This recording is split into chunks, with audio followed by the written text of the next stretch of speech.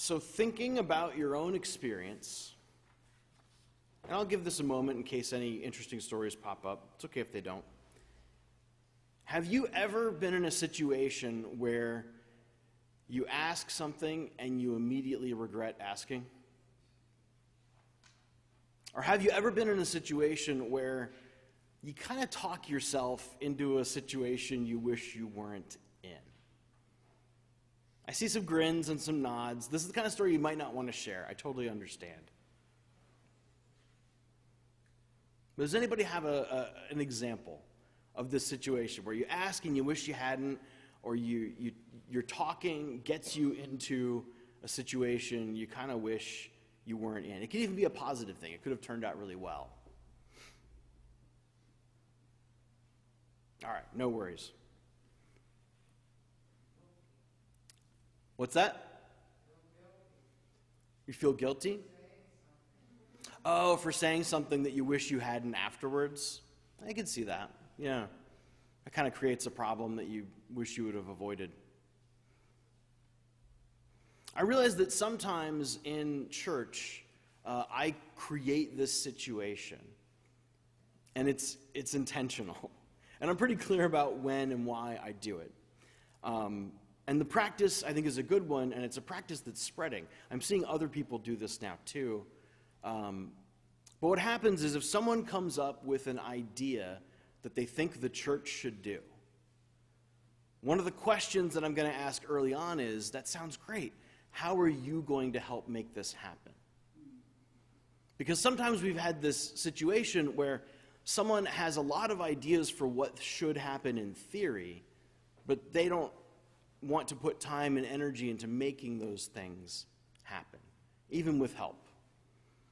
It's this kind of thing where someone has like a long to-do list that they're giving to you, and then they're going to get on with their life and hope that you work on their to-do list. It's one of the ways that I kind of test how much someone wants something to happen. Because it's one thing to think, in theory, this should occur. And it's the other thing to think, I want this and I'm invested in it, and so I'll help make it happen. Even if I need a bunch of help along with me to actually achieve it. And this doesn't happen all the time. Like if you ask for a large print bulletin, I'm not going to ask, well, are you going to print a large print bulletin for yourself? Right? Or if you ask, I'm going to be recovering from surgery and I need some help with meals, I'm like, well, how are you going to make those meals happen? It isn't all the time. Sometimes someone's just asking for help and you help them. But it's when someone's creating work for someone else that I think, are you willing to help with this work, or are you just trying to get someone else to do something for you? And so occasionally I acknowledge that I create the situation where someone mentions something and then maybe in their heart of hearts kind of wishes they hadn't. Because now it's like, well, what are you going to do to help make this happen? It's the difference between wanting something in theory and wanting to be part of something, I guess. And I like parsing those out so I know what we're working with. And occasionally someone has such a good idea that it's worth doing it even if they're unable to help.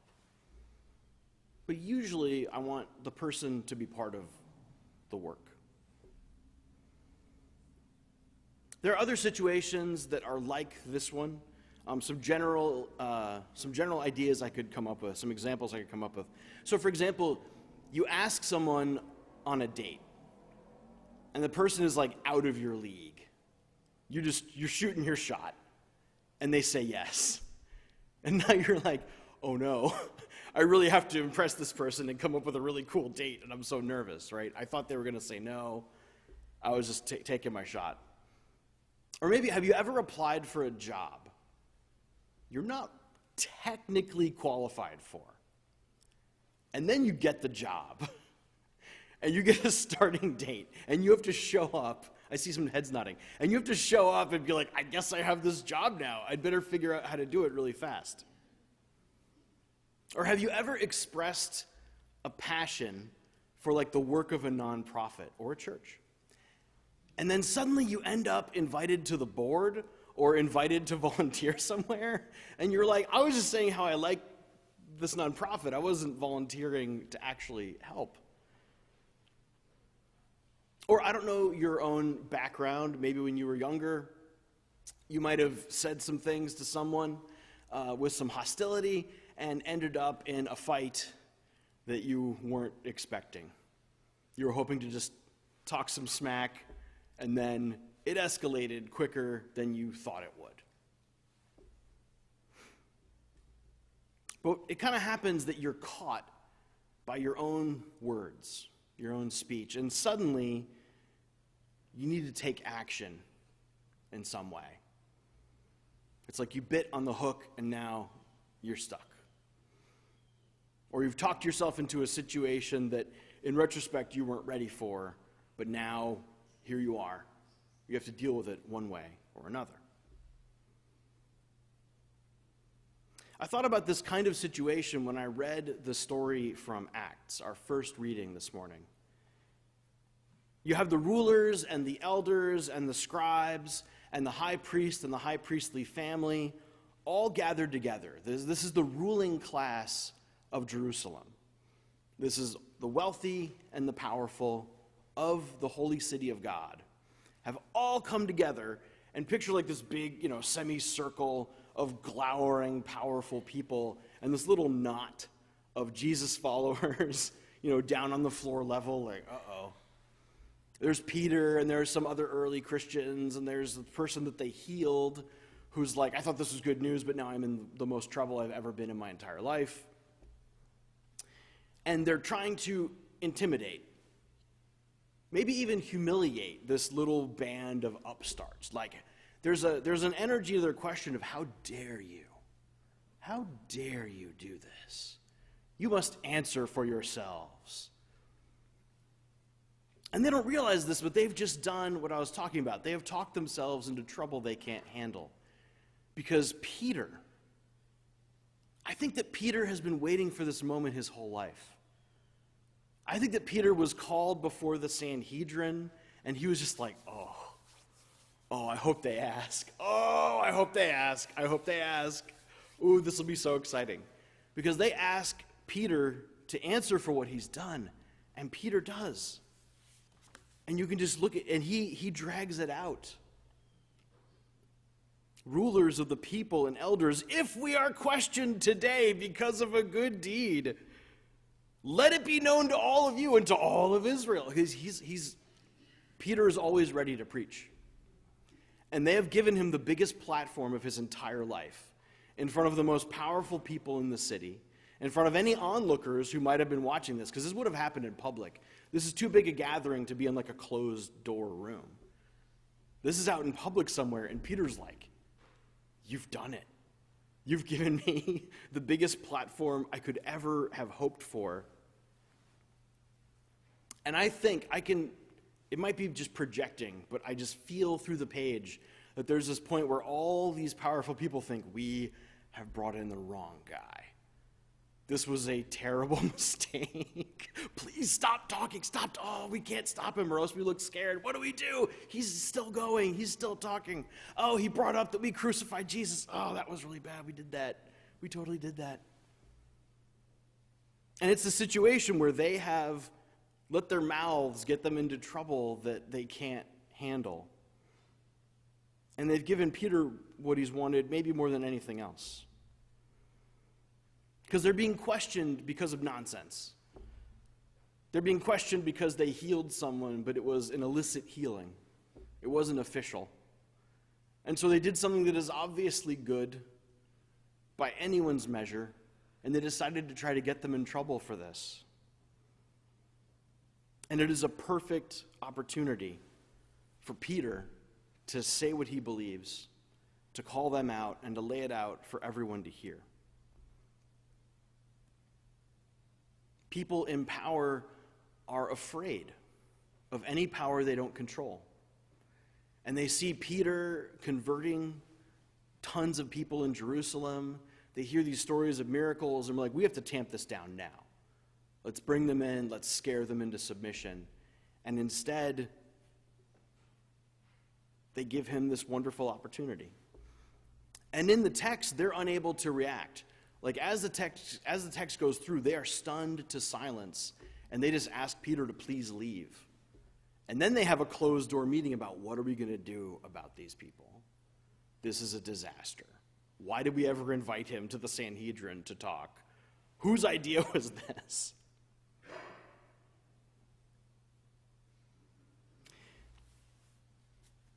In our reading from 1 John, it also touches on words and actions, how they connect. And one of the themes of the author of 1 John is that our religious practice, our Christianity, shouldn't just be something we talk about. It should be something we do.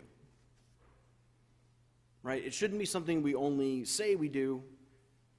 It should be something that we live out in truth, not just word and speech, but truth and action. And reflecting on this, I thought about how we live in a time now when expressing ourselves by word and speech can be very tricky. Like as Christians. Because of what the term Christian means to many people. Like on average, the loudest Christian voices in our society, the ones that get on the news, are mostly Christian nationalists, wedded to a very particular kind of political conservatism. And so when you say that you're Christian, for a number of people, that's the first thing they think of. They think of the last Christian voice they saw on the news or in their social media feed, and it was probably some flavor of Christian nationalist, because they are at present just the loudest voices and most often get microphones put in front of them, unfortunately. In the largest survey of people's opinions of Christianity from outside Christians, from non-Christians, this was about 15 years ago, and Pew Research found that there were two overwhelmingly common associations with Christianity outside of Christianity. Does anybody want to guess what those two associations were? The two things that come to someone's mind when you say the word Christian. Any guesses? It's not good news, I'll give you that hint. It's not like, ooh, generous and kind. It's not, unfortunately. Any guesses? Racist. That was on there, but it wasn't one of the top two. Other guesses? Because as we know, Sunday morning is the most segregated hour in America.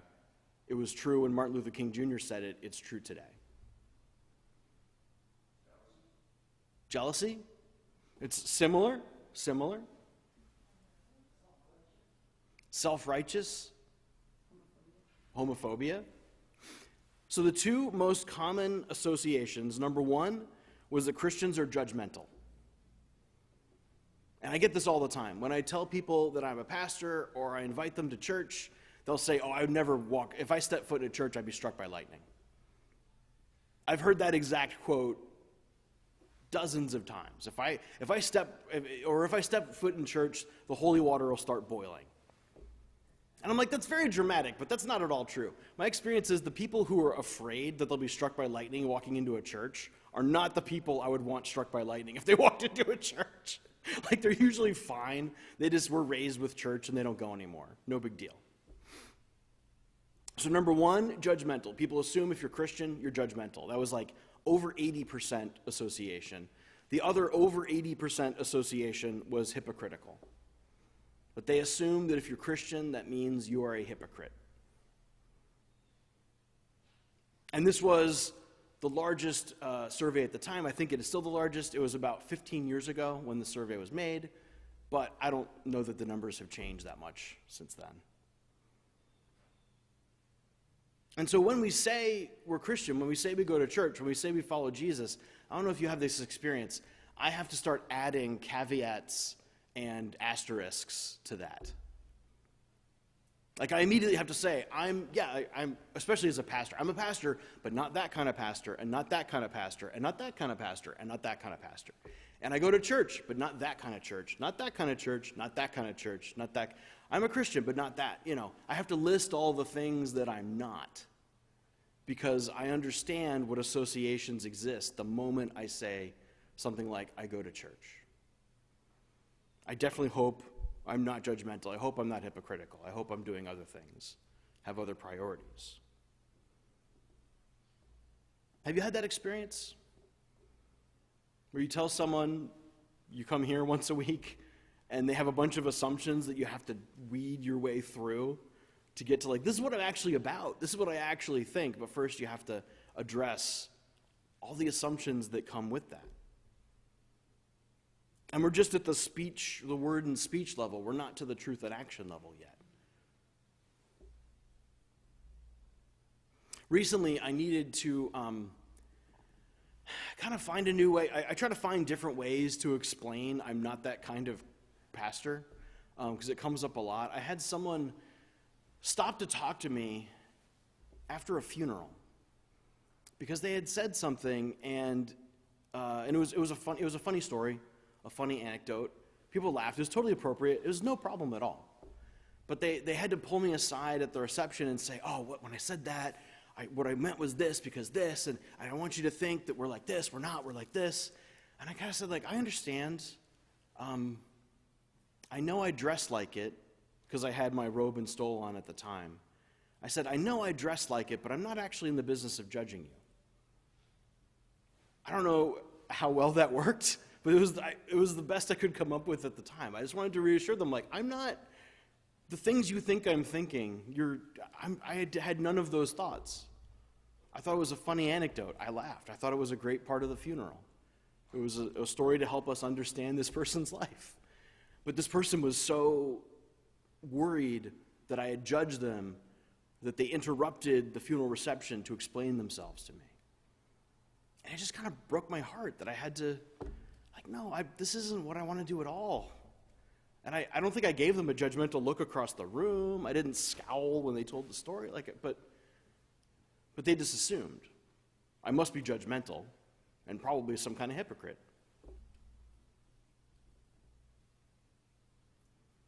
The danger of our word and speech, one of the dangers of our word and speech is always that it's going to get us in a situation where we have to show the truth and take action. And sometimes we can be caught by our words. We can talk ourselves into a situation we're not ready for. This can actually be a way that we grow. Sometimes we talk ourselves into a situation we're not ready for, and then later that's how we become ready. Right? So you ask the person out who's out of your league, and then you have a nice date, and you realize maybe they're not. Maybe they are in my league. I don't know. Or you apply for the job and you get it, but you're not really qualified. And then the first 3 months, you work hard, you become qualified. You learn all these new skills. There are ways that we talk ourselves into things that we then grow into. There are other times when we talk ourselves into trouble that we just kind of panic. Like the Sanhedrin faced with Peter's preaching. Oh no, we did the wrong thing. We have to backtrack and have a meeting. Figure out what we're going to do. And we can be caught in a situation where our speech and action means we have to redefine what someone understands us to be. The way that Peter did. The Sanhedrin brought him in as a criminal, as a subversive, and he had this opportunity presented to him to redefine what people heard when they heard Jesus follower. When they heard Christian. And I think it's important to be prepared for a situation like that. Not as dramatic as Peter's, probably. I doubt any of us will be called to the Senate floor during a hearing to define Christianity. That's unlikely. But we might be surrounded by friends and someone brings it up.